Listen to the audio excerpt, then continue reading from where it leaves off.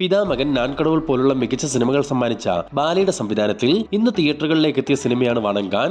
ആദ്യം തന്നെ പറയാനുള്ളത്, എന്റെ പൊന്ന് സൂര്യണ്ണ, ഇത്രയും നല്ലൊരു ക്യാരക്ടറുള്ള ഇത്രയും മികച്ചൊരു സിനിമ വേണ്ടെന്ന് വെച്ചിട്ടാണല്ലോ നിങ്ങൾ കങ്കുവ പോലൊരു അൾട്ടിമേറ്റ് ബോംബ് സിനിമയിൽ പോയി അഭിനയിച്ചത്. എന്തായാലും ആ തീരുമാനം നിങ്ങൾ എടുത്തതോടെ അരുൺ വിജയ് എന്ന ആക്ടറുടെ ഒരു ആക്ടിംഗ് സ്കില്ല് നമുക്ക് കാണാൻ സാധിച്ചു. ഈ സിനിമയ്ക്ക് എന്താണോ വേണ്ടത് അത് നല്ല വൃത്തിയായി തന്നെ അരുൺ വിജയ് വണങ്ങാനിൽ ചെയ്തു വെച്ചിട്ടുണ്ട്. ഇനി വണങ്ങാന്റെ ഡീറ്റെയിൽഡ് റിവ്യൂലേക്ക് വരികയാണെങ്കിൽ, ബാലയുടെ സംവിധാനത്തിൽ അരുൺ വിജയ്, മിഷ്കിൻ, സമുദ്രകനി, റോഷ്നി പ്രകാശ്, രാധാരവി, ഷൺമുഖരാജൻ, റിത, ഛായാദേവി എന്നിവർ പ്രധാന വേഷങ്ങളിലെത്തുന്ന ഒരു ആക്ഷൻ ക്രൈം ത്രില്ലർ ഡ്രാമ മൂവിയാണ് വണങ്ങാൻ. ഈ ചിത്രത്തിന്റെ കഥാപശ്ചാത്തലം എന്നത് സ്ത്രീകൾക്കെതിരെയുള്ള അധിക്ഷേപങ്ങളും അവർക്ക് ലഭിക്കേണ്ട നീതിയെ പറ്റിയൊക്കെയാണ് പ്രധാനമായും സംസാരിക്കുന്നത്.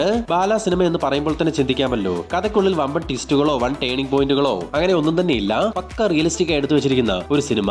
ഈ ഒരു കഥ കൃത്യമായി മനസ്സിലാക്കണമെങ്കിൽ ബാല ഈ അവതരിപ്പിച്ചിരിക്കുന്ന രീതിയിൽ തന്നെ കാണിക്കണം. ടോട്ടലി ഈ സിനിമ കഴിയുമ്പോൾ നമ്മുടെ ഉള്ളിലും തോന്നും ഇതുപോലുള്ള അവസരങ്ങളിൽ അവർ അനുഭവിച്ച വേദനകൾ എന്തൊക്കെയായിരുന്നു എന്ന്. പിന്നെ ക്ലൈമാക്സ് എത്തുമ്പോൾ ഒരു പകവീട്ടൽ കാണിച്ചു തരുന്നുണ്ട്. പക്ക ബ്രൂട്ടൽ റിവെഞ്ച് സാധനം. അത് കണ്ടു കഴിയുമ്പോൾ മനസ്സിനൊരു സാറ്റിസ്ഫാക്ഷൻ ആണ്. ഇത്രയൊക്കെ പറഞ്ഞതുകൊണ്ട് 100% മികച്ച സിനിമയാണ് വണങ്ങാൻ എന്ന് ഞാൻ പറയുന്നില്ല. എനിക്ക് ഈ സിനിമ കണ്ടപ്പോൾ തോന്നിയ പോസിറ്റീവ്സും നെഗറ്റീവ്സും എന്തൊക്കെയെന്ന് നോക്കാം. ഒന്നാമത്തെ പോസിറ്റീവ്, ബാലയുടെ സംവിധാന മികവ് തന്നെ. ഈ ചിത്രത്തിന്റെ കഥയും തിരക്കഥയും ഒക്കെ കംപ്ലീറ്റ് ആയിട്ട് ഏതൊരു സംവിധായകന്റെ കയ്യിൽ കൊടുത്താലും ഈ വണങ്ങാൻ എന്ന സിനിമ സംഭവിക്കും. എന്നാൽ ആ സിനിമ നമ്മൾ കണ്ണുകൊണ്ട് മാത്രമേ കാണൂ. പക്ഷെ ബാല തന്നെ സംവിധാനം ചെയ്യുമ്പോൾ മനസ്സുകൊണ്ടുകൂടി ഒരു വിങ്ങലോടെ വണങ്ങാൻ എന്ന സിനിമ നമുക്ക് കാണാൻ സാധിക്കും.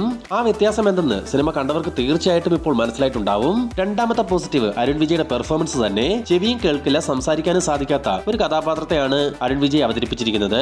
സത്യത്തിൽ അദ്ദേഹത്തിന്റെ പെർഫോമൻസ് കണ്ടപ്പോൾ അത്ഭുതപ്പെട്ടു പോയി. കാരണം ഇതിനു മുമ്പ് കണ്ടിട്ടുള്ള അരുൺ വിജയ് ചിത്രങ്ങളിലെല്ലാം എപ്പോഴും സിക്സ് പാക്ക് ബോഡിയുമായി നടക്കുന്ന അരുൺ വിജയ് തന്റെ സ്റ്റൈലും സിക്സ് പാക്കും എല്ലാം ഉപേക്ഷിച്ച് പുതിയൊരു മനുഷ്യനെ പോലെയാണ് വണങ്ങാനിൽ പെർഫോം ചെയ്തു വെച്ചിരിക്കുന്നത്. മൂന്നാമത്തെ പോസിറ്റീവ്, ചിത്രത്തിലെ ഇമോഷണൽ കണക്ഷൻസ് ആണ്.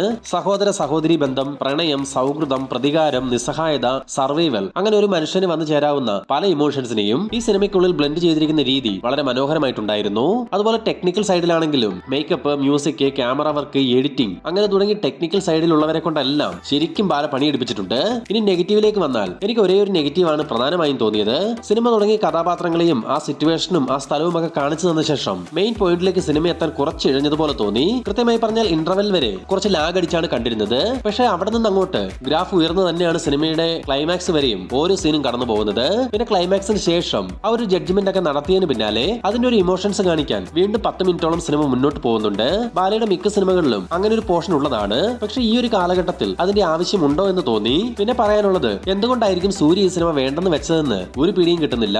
എന്തായാലും ഈ വർഷത്തെ സ്റ്റേറ്റ് അവാർഡോ പ്രത്യേക ജൂറി പരാമർശമോ ഒക്കെ അരുൺ വിജയെ തേടിയെത്തുമെന്നുള്ള കാര്യം 100% ഉറപ്പ്. അപ്പോൾ വണങ്ങാൻ സിനിമ കണ്ടിട്ടുള്ളവർ നിങ്ങളുടെ അഭിപ്രായങ്ങൾ കമന്റ് ബോക്സിൽ പങ്കുവെക്കുമെന്ന് കരുതുന്നു. പിന്നെ ഇതുപോലുള്ള ഏറ്റവും പുതിയ സിനിമാ വാർത്തകളും വിശേഷങ്ങളും എത്രയും വേഗത്തിൽ അറിയുവാൻ നമ്മുടെ ഈ ചാനൽ ഇപ്പോൾ തന്നെ സബ്സ്ക്രൈബ് ചെയ്ത് നോക്കുക.